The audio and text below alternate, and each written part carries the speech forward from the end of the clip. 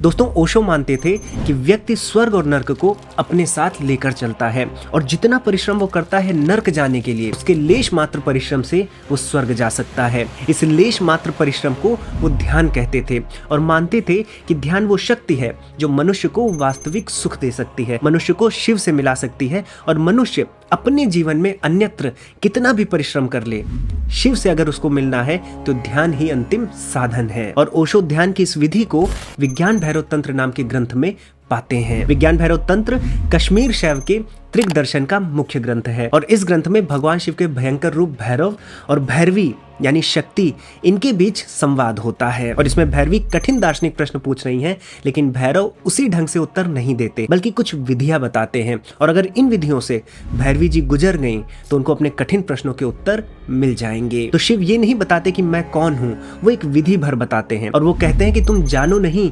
करोगे तो जान जाओगे। और विज्ञान भैरव तंत्र का मूल मंत्र ही यही है कि करना ही जानना है। तो साथियों, आप सभी का हाइपर क्वेस्ट के एपिसोड नंबर 136 में स्वागत है। आज के एपिसोड में हम विज्ञान भैरव तंत्र पर चर्चा करेंगे। हम ओशो के विचार भी जानेंगे, ये भी जानेंगे कि ओशो के जीवन में विज्ञान भैरव तंत्र का और ध्यान का कितना महत्व रहा है। साथ में हम ये भी समझेंगे कि एक साधारण व्यक्ति विज्ञान भैरव तंत्र जैसे ग्रंथ से कैसे लाभ उठा सकता है। तो साथियों, आप सभी चैनल को सब्सक्राइब कर लें। अब बिना किसी विलंब के आज के विश्लेषण को प्रारंभ करते हैं।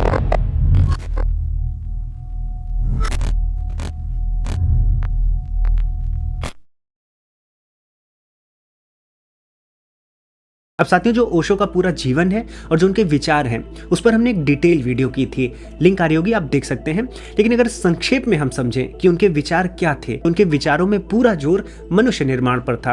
वो एक ट्रांसफॉर्म मनुष्य बनाना चाहते थे जो पूरी की पूरी सोसाइटी को ट्रांसफॉर्म कर सके। और ऐसे में वो सोसाइटी की जो रीतियां हैं, जो सदियों से चली आ रही धार्मिक परंपराएं हैं, इनको बहुत बड़ी बाधा समझते थे इस लक्ष्य को पाने में। इसलिए उन्होंने मुखर होकर जो धार्मिक प्रथाएं थी, पैगंबर थे या फिर देवता आदि थे, उनका खंडन किया, क्योंकि उनका मानना था कि मनुष्य जब तक इनमें फंसा रहेगा तब तक वो अपनी ट्रू पोटेंशियल को नहीं पाएगा। और इस ट्रू पोटेंशियल को, इस वास्तविक आनंद को पाने के लिए वो एक तकनीक डेवलप करना चाहते थे।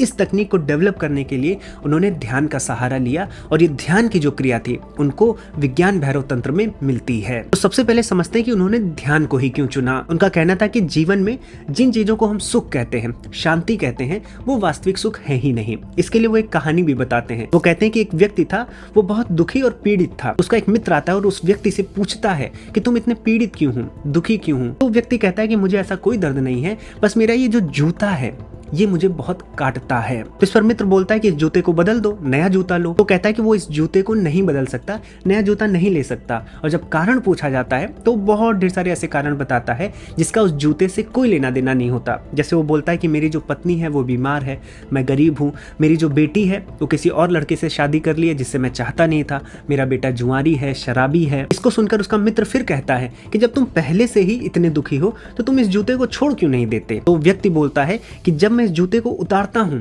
तो मुझे सुख होता है, कहीं ना कहीं सुख इस जूते के साथ जुड़ा हुआ है। तो इतनी दुनिया जो दुखी कर रही है उसमें ये जूता ही मुझे सुखी कर रहा है, इसलिए मैं इस जूते को नहीं छोड़ सकता। इस कहानी के माध्यम से ओशो ये कटाक्ष करना चाह रहे हैं कि जो हमारी धार्मिक कुरीतियां हैं या सामाजिक परंपराएं जो सदियों से चली आ रही हैं, वो इस जूते की तरह हैं। वो हमें काटती तो हैं लेकिन हम उसे छोड़ नहीं सकते। और जब हम छोड़ते हैं थोड़े समय के लिए तो हमें सुख भी मिलता है, लेकिन फिर हम उसी जूते को पहन लेते हैं और इसीलिए कभी आप वास्तविक सुख को नहीं पाते। यहाँ पर यह भी प्रश्न उठ सकता है कि ओशो जो रिलीजन के विरुद्ध थे, धार्मिक परंपराओं के विरुद्ध थे, उन्होंने ध्यान के मार्ग को क्यों चुना। तो यहाँ पर ओशो कहते हैं कि ध्यान एक ऐसी प्रक्रिया है, कोई भी ऐसा संप्रदाय, मत, फिलॉसफी, धर्म नहीं है जहां पर ध्यान को क्रिटिसाइज किया गया हो।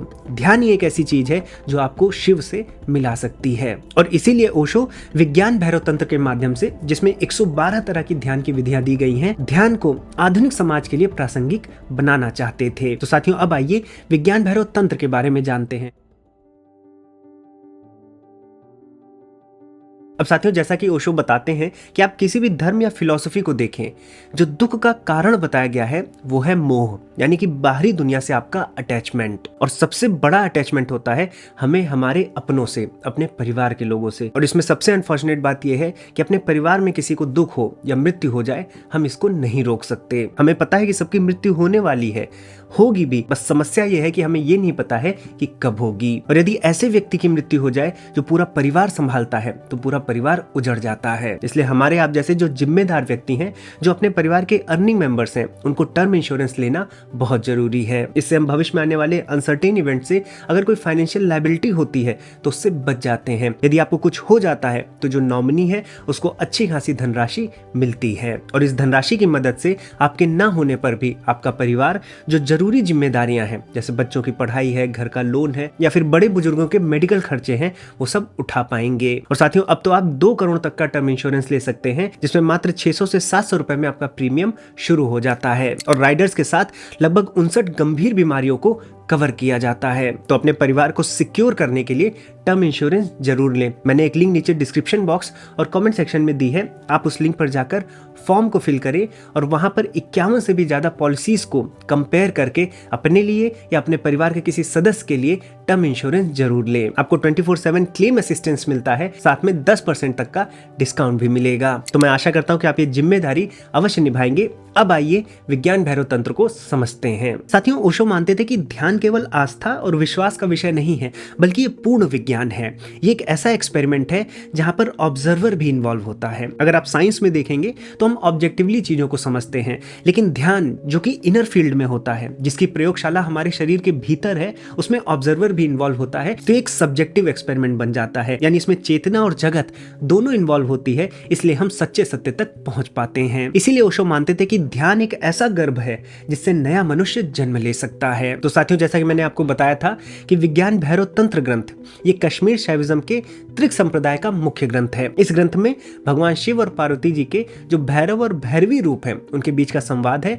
यहाँ पर भगवान शिव 112 विधियां बताते हैं। इन विधियों से कोई भी व्यक्ति भगवान शिव को प्राप्त कर सकता है। अब साथियों, इस ग्रंथ के इतिहास के बारे में जाने तो ये माना जाता है कि ये ग्रंथ 7वीं सेंचुरी के आसपास लिखा गया था, और इसकी जो सबसे पुरानी व्याख्या है वो 10वीं शताब्दी में क्षेमराज जी की मिलती है। मैंने क्षेमराज जी की प्रतिविज्ञा हृदयम के माध्यम से पूरे कश्मीर शैविज्म को, उसके दर्शन को और तत्वों को अपने शिक्षण ऐप पर पढ़ाया है। तो अगर आपको कश्मीर शैविज्म पढ़ना है तो आप शिक्षण पर कश्मीर शैव दर्शन से जुड़ सकते हैं। लिंक आपको नीचे डिस्क्रिप्शन बॉक्स में मिल जाएगी। फिर साथियों, 10वीं शताब्दी के बाद और भी व्याख्याएं लिखी जाती हैं। उसमें 2 महत्वपूर्ण व्याख्याएं और मिलती हैं। एक 17वीं शताब्दी में भट्टानंद जी की, और फिर 18वीं शताब्दी में शिवोपाध्याय जी की। और अगर आप आधुनिक समय में आएंगे तो इन तीनों टीकाओं, चाहे वो क्षेमराज जी की हो, शिवोपाध्याय जी की हो या भट्टानंद जी की हो, इन तीनों टीकाओं को मिलाकर एक पुस्तक लिखी है ब्रजवल्लभ द्विवेदी जी ने। तो आप उस पुस्तक को भी पढ़ सकते हैं। लेकिन जो प्रसिद्धि विज्ञान भैरव तंत्र को जन सामान्य में मिली वो ओशो की कमेंट्री से मिली थी। इसीलिए आधुनिक परिप्रेक्ष्य में जब भी विज्ञान भैरव तंत्र की बात होगी तो ओशो की बात जरूर होगी। अब साथियों, जैसा कि मैंने बताया था कि विज्ञान भैरव तंत्र में करना ही जानना है। आप ऐसे नहीं जान सकते, आपको करना पड़ेगा, और ये कोई लिमिटेशन नहीं है, ये मार्ग ही है। इसको ऐसे समझिए कि यदि आपसे कोई कहे कि प्रेम को परिभाषित करो, डिफाइन लव, तो क्या आप शब्दों में परिभाषित कर पाएंगे प्रेम को? यदि आपने प्रेम किया होगा तो आप केवल अनुभव कर सकते हैं, उसको समझा नहीं सकते। आप यही कहेंगे कि आप भी प्रेम करके देख लो, तो प्रेम को समझाया नहीं जा सकता, प्रेम किया जा सकता है। इसी तरह से शिव को समझाया नहीं जा सकता, शिव को केवल अनुभव किया जा सकता है। और इसके लिए 112 विधियां बताई गई हैं। ओशो इसमें ये मानते हैं कि ये सभी 112 विधियां आपको नहीं करनी है।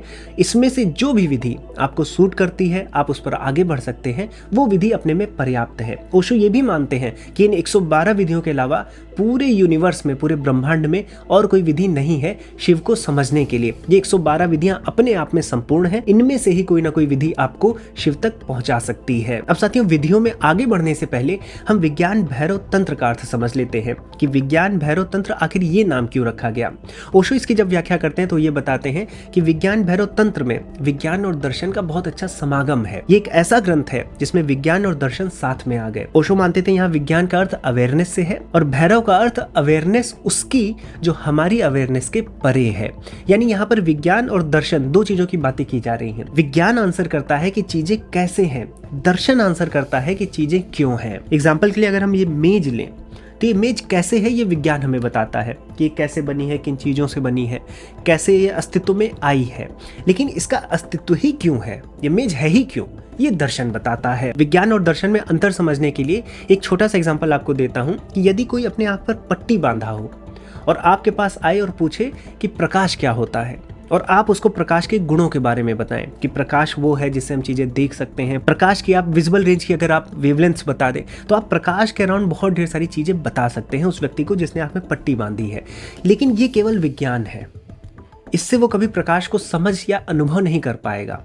वो कभी भी उस तरह से अवेयर नहीं हो पाएगा प्रकाश के बारे में, उसको केवल नॉलेज होगी। लेकिन यदि आप उसकी आँख की पट्टी खोल दें और प्रकाश दिखा दें तो ये दर्शन है, यानी साक्षात्कार हो गया। तो विज्ञान क्या है?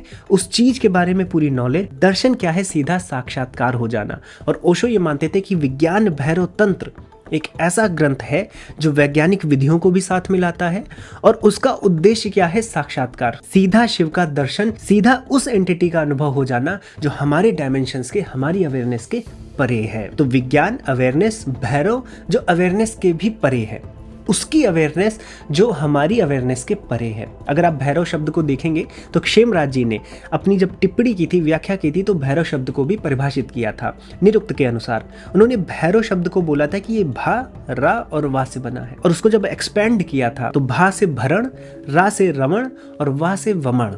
भरण मतलब इस पूरे यूनिवर्स का मेंटेनेंस हो रहा है, भरण पोषण हो रहा है। रमण मतलब कि ये जो पूरा यूनिवर्स है एक बार कहीं ना कहीं जाके फिर से अपने मूल में विलय कर जाएगा।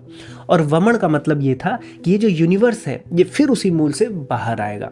तो जो शिव करते हैं, जो शिव का कार्य है, जो हमारी बेसिक फिलॉसफी है कि यूनिवर्स एक साइकिल में चलता है, उसको भैरव शब्द से बताया गया है। और ओशो चूंकि चाहते थे कि ये तकनीक विश्व का प्रत्येक व्यक्ति अपनाए, इसलिए वो इसको धर्म परंपरा से दूर रखना चाहते थे। वो कहते थे ये जो तकनीक है, 112 विधियां हैं, ये यूनिवर्सल है, ये किसी धर्म जाति परंपरा से बंधी हुई नहीं है। ठीक वैसे ही जैसे आप थ्योरी ऑफ रिलेटिविटी को यहूदी थ्योरी नहीं कह सकते क्योंकि उसको आइंस्टाइन ने दिया था। और ओशो इसको विज्ञान क्यों मानते थे? वो ये कहते थे कि जैसे मेडिकल साइंस है वो आपके मानसिक और शारीरिक रोगों को दूर करती है, वैसे ही विज्ञान भैरव तंत्र आपके आध्यात्मिक रोगों को दूर करता है। अब आध्यात्मिक रोग क्या होते हैं? जैसे आपका इनर कॉन्फ्लिक्ट है, आपकी अपने आप से लड़ाई चल रही है, आपकी अपनी लड़ाई आपके अस्तित्व से चल रही है, आप इस अस्तित्व को समझ नहीं पा रहे हैं, आप ये जीवन और ये ब्रह्मांड, इसकी क्या प्रासंगिकता है, ये क्यों है, इन सब के प्रश्नों से उलझे हुए हैं। तो इन रोगों का जो इलाज है वो विज्ञान भैरव तंत्र में दिया गया है, ऐसा ओशो बताते हैं। अब ये विधियां कैसे आध्यात्मिक रोगों को सॉल्व करती हैं?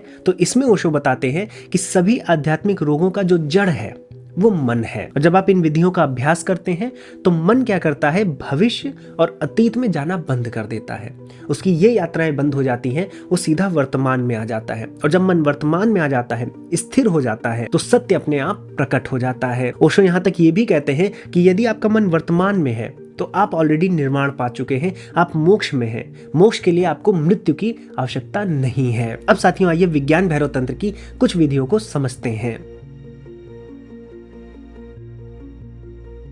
अब साथियों विज्ञान भैरव तंत्र में 112 विधियां हैं, लेकिन ओशो मानते थे कि मानव इतिहास में जितनी भी सभ्यताएं हुई, अगर उन्होंने मेडिटेशन किया है तो सारी विधियां आपको विज्ञान भैरव तंत्र में मिलेंगी। इन 112 विधियों को अगर आप वर्गीकृत करें तो आपको इसमें देखने को मिलेगा कि कुछ विधियां हैं जो आपकी श्वास पर आधारित हैं, ब्रीदिंग पर।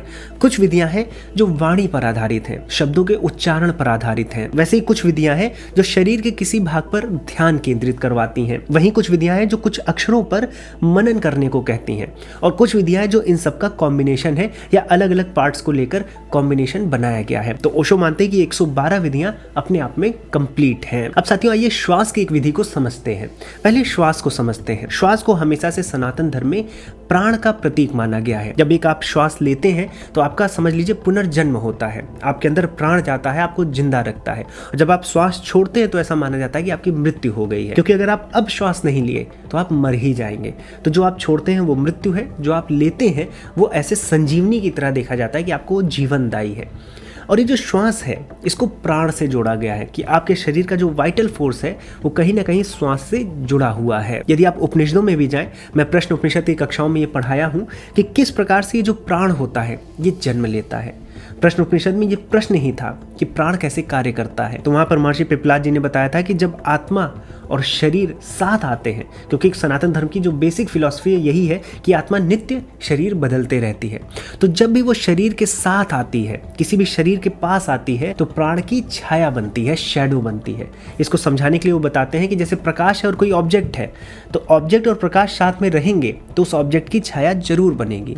इनमें से आप एक भी हटा लोगे तो छाया नहीं बनेगी। आपने प्रकाश हटा लिया, तब भी ऑब्जेक्ट की छाया नहीं बनेगी, तब तो अंधकार ही है। और अगर आपने ऑब्जेक्ट ही हटा लिया तब तो छाया बनेगी ही नहीं, क्योंकि ऑब्जेक्ट नहीं है। ऐसी प्राण कब होता है? जब आत्मा और शरीर दोनों हो। आप शरीर हटा लेंगे तब भी प्राण नहीं रहेगा, आप आत्मा हटा लेंगे तब भी प्राण नहीं रहेगा। तो प्राण कब है? प्राण वो सेतु है जो शरीर और आत्मा के बीच का ब्रिज है, या आप उसे कह सकते हैं कि परछाई है, शैडो है। और ये शरीर के हिसाब से होता है। जैसे मनुष्य का शरीर है तो उसका प्राण मानवीय है, किसी जंतु का है तो उसका प्राण जंतु में जैसा होता है वैसा है। तो आत्मा जब शरीर के साथ आती है तो शरीर के हिसाब से प्राण को रिफ्लेक्ट करती है। जैसे ऑब्जेक्ट के हिसाब से छाया बनती है, गोल की गोल बनेगी, अगर कोई त्रिभुजाकार है तो उसकी त्रिभुजाकार बनेगी, तो ऐसे शरीर के हिसाब से प्राण बनता है। और ये जो प्राण है ये श्वास से जोड़ा जाता है, कि श्वास ही है जो आपके प्राण को बनाए रखती है। अब जब आप श्वास को लेते हैं तो आप जीवन ले रहे हैं, लेकिन जब आप छोड़ने जाते हैं तो उसके बीच में थोड़ा सा गैप रहता है। अगर आप कॉन्शियस हैं तो गैप आप देख सकते हैं कि आप गैप रोक भी सकते हैं, कि एक बार आपने सांस ली और रोक भी ली। लेकिन अगर आप कॉन्शियस नहीं है सांस को लेकर, तो क्या होता है कि वो गैप रहता है, वो बहुत महीन सा रहता है। उसको ऐसा माना गया है कि वो जीवन और मृत्यु के बीच का एक ऐसी कड़ी है जो जीवन और मृत्यु से आपको अलग कर सकती है। ना आप जीवन का फिर पार्ट रह जाएंगे, ना आप मृत्यु का पार्ट रह जाएंगे, ना आप सांस लेने में रहेंगे, ना सांस छोड़ने में। जो लेने और छोड़ने के बीच में विराम है, यदि उसी विराम को हम एक्सपैंड करते जाएं, एक विधि का उद्देश्य ही है कि आप जहां रुकते हैं सांस लेने के बाद और जब आप छोड़ने जा रहे हैं तो उसके बीच का जो विराम है, यदि आप उस पर ध्यान केंद्रित करते हुए उसको बढ़ाते जाएंगे तो आपकी एकाग्रता और बढ़ेगी। फिर आप उस डायमेंशन में जाने लगेंगे जहां पर आपको अवेयरनेस के भी परे जाने को मिलता है। अब सांस लेने और सांस छोड़ने में दो जगह विराम है, लेने के बाद और छोड़ने के बाद। इन दोनों विरामों के एक अपने तांत्रिक नाम होते हैं। इनको तांत्रिक अक्षर भी दिए जाते हैं, कि जिससे अगर सांस लेते समय और छोड़ते समय आपका दिमाग भटक भी रहा है तो आपको इन अक्षरों पर चिंतन करना है। यदि आपने सांस ली है और अंदर रोकी है नाभि के पास, ऐसा मानते हैं कि नाभि हमारा वो बिंदु है जहां से जन्म होता है। जैसे जब हम माँ के पेट में रहते हैं तो गर्भ से हम नाभि के माध्यम से जुड़े रहते हैं। तो यदि अपने नाभि पर आप ध्यान केंद्रित करते हैं सांस लेने के बाद और विराम को बढ़ाते जाते हैं, तो वहां पर आपको एक अक्षर दिया जाता है कि उसका चिंतन करते रहें। जब आप सांस छोड़ देते हैं और बाहर किसी बिंदु पर, प्रायः इसे द्वादशांत कहा जाता है कश्मीर शैविज्म में, मैंने कश्मीर शैव दर्शन की क्लास में पढ़ाया है। तो यदि आप द्वादशांत पर रोकते हैं और वहां पर उस विराम को बढ़ाते जाते हैं तो वहां पर भी आपको एक अक्षर दिया जाता है, उस पर आप चिंतन कर सकते हैं। तो ये कॉम्बिनेशन भी हो सकता है, श्वास पर आधारित है और अक्षरों पर चिंतन है। और इससे क्या होता है, इससे जो आपका मन है वो वर्तमान में स्थिर होने लगता है, और जो आपका चित्त है वो सांसारिक विचारों से शून्य हो जाता है। वहां विचार शून्यता आती है, और जो अवेयरनेस चाहिए आपको उस डायमेंशन को टैप करने के लिए, वो आप यहां से घसीटकर वहां पर ले जाते हैं। इसी के साथ साथ जैसे कि मैंने आपको बताया था कि शरीर के अलग अलग बिंदुओं पर भी ध्यान केंद्रित किया जा सकता है। विज्ञान भैरव तंत्र में एक विधि है जहां पर आपको अपनी तीसरी आंख पर ध्यान केंद्रित करना होता है। अब ये तीसरी आंख कहां होती है? तो जो व्याख्या हुई है और जिस प्रकार से ओशो करते हैं, तो ये माना जाता है कि जो मस्तिष्क में पीनियल ग्लैंड है उसी को तीसरी आंख माना गया है, उसी को शिवनेत्र कहते हैं। उस पर ध्यान करना है, उस पर कुछ अक्षर हैं, कुछ मंत्र हैं, उस पर चिंतन करना है, और आप इस विचार शून्यता की तरफ बढ़ सकते हैं। तो यदि आप इन 112 विधियों को देखें तो ऐसा नहीं कि बहुत कठिन है, बहुत ढेर सारी विधियां बहुत सरल हैं जो हम अपने घरों में कर सकते हैं, हम किसी शांत जगह पर जाकर कर सकते हैं। आप यदि 15 मिनट भी मेडिटेशन करेंगे, ध्यान करेंगे, तो आपको उसके रिजल्ट्स बहुत शीघ्र मिलेंगे। कुछ विधियां तो ऐसी हैं जहां पर आपको किसी अक्षर का जाप नहीं करना है, ना श्वास को कंट्रोल करना है, आपको अपने शरीर को किसी ना किसी एंगल पर बैलेंस करना है। तो ये विधियां ऐसी डिजाइंड है जो आपको सांसारिक प्रपंच से दूर ले जाकर विचार शून्यता की तरफ ले जाती हैं, जिससे आप उस अवेयरनेस में जा सकें जो अवेयरनेस इस संसार के चक्कर में बाधित हो रही है। इसको मैं शून्य की तरफ बढ़ना कहता हूं, क्योंकि जैसे जैसे मैं धर्म ग्रंथों को पढ़ता जा रहा हूं, केवल सनातन ही नहीं, बौद्ध ही नहीं, टाओइज्म हुआ, ज़ेन हुआ, तो सभी हमें शून्य की तरफ बढ़ा रहे हैं, क्योंकि शून्य ही उद्गम है दोनों वर्ड का, जगत का भी, परमात्मा का भी। उस शून्य के पास जब आप जाएंगे तब आप परमात्मा के पास जाएंगे। यदि आप योग दर्शन को देखें तो सांसारिक जो प्रपंच है उससे आपको शून्य की तरफ आना है, चित्त में वृत्तियों का निरोध करना है। यदि आप वेदांत में जाएंगे तो इस संसार की चीजों को नेति नेति करके हटाना है और शून्य के पास आना है, ऐसी अवेयरनेस के पास आना है जो इन चीजों से शून्य हो चुकी है, और फिर वो शून्य इतना शक्तिशाली हो जाता है कि आप स्वयं परमात्मा हो जाते हैं। इनफैक्ट अगर आप टाओइज्म में जाएंगे तो जितना कम उतना ज्यादा ये फिलॉसफी चलती है। आप जितने हल्के हैं उतना भारी काम कर लेंगे, आपका मन जितना शांत है उतनी स्पीड से आप काम कर लेंगे, आप जितना कम खाएंगे उतनी ज्यादा ताकत आप में होगी। ये टाओइज्म की फिलॉसफी है। तो हमेशा मिनिमल हमेशा जीरो की तरफ आना है। आपको अपने जीरो को फाइंड करना है। चाहे शंकर जी हो, कृष्ण जी हो, बुद्ध हो, जितने भी दिव्य लोग हुए उन्होंने शून्य को साधा है। और विज्ञान भैरव तंत्र भी आपको शून्य की तरफ ले जाकर शिव से मिलवाना चाहती है, क्योंकि शून्य ही शिव का मार्ग है। इसलिए मैं कहता हूँ नियर जीरो नियर गॉड। साथियों, अगर आपको विज्ञान भैरव तंत्र पढ़ना है तो आप ब्रजवल्लभ द्विवेदी जी की पुस्तक पढ़ सकते हैं, ओशो की कमेंट्री सुन सकते हैं। और केवल पढ़ना और सुनना ही नहीं है, बल्कि उस ध्यान को प्रैक्टिस भी करना है। और इसके साथ साथ आपका भविष्य भी सिक्योर रहे, इसलिए आपको, यदि आप अर्निंग मेंबर है, इंपॉर्टेंट मेंबर है, या आपके घर में कोई अर्निंग मेंबर है जो पूरा घर संभालता है, तो आप उसका टर्म इंश्योरेंस जरूर लें। लिंक आपको नीचे डिस्क्रिप्शन बॉक्स और कमेंट सेक्शन में मिल जाएगी। और साथियों, यदि आपको हमारा काम अच्छा लगता हो, हमारे लक्ष्य से जुड़ना चाहते हो, तो आप भी हाइपर क्वेस्ट के जन सहभागी बन सकते हैं। हमने मात्र 59 रुपए प्रति माह की एक मेंबरशिप लॉन्च की है। आप उस मेंबरशिप से जुड़िए। उस मेंबरशिप में हम आपको हमारे जितने भी पॉडकास्ट होते हैं उनका अर्ली एक्सेस देते हैं, व्हाट्सएप ग्रुप देते हैं, आपके जो कमेंट्स होते हैं उनका प्रायोरिटी पर रिप्लाई करते हैं, साथ में जो हमारे न्यू प्रोजेक्ट्स हैं, जो हमारे बिहाइंड द सीन्स हैं, वो भी आपसे शेयर करते हैं। तो आपके जुड़ने से हमारी टीम को आर्थिक लाभ होता है, जिससे हम इस कार्य को और आगे बढ़ा पाएंगे। साथ में आपकी मेहनत की कमाई है, उसके लिए हम आपको विशेष लाभ भी देते हैं। मैं आशा करता हूँ कि इस वीडियो से आपको कुछ जानने को मिला होगा, चीजें और बेहतर रूप से समझ में आई होंगी। अगर आपको वीडियो पसंद आई है तो वीडियो को अपने परिवारजनों में और दोस्तों में जरूर शेयर करें। कमेंट सेक्शन में अपने भी विचार बताएं और चैनल को सब्सक्राइब कर लें। अब साथियों, मैं इस वीडियो को, इस टॉपिक को यहीं पर दूंगा विराम। अब मैं मिलूंगा एक नए टॉपिक के साथ नई वीडियो में। तब तक के लिए जय श्री राम।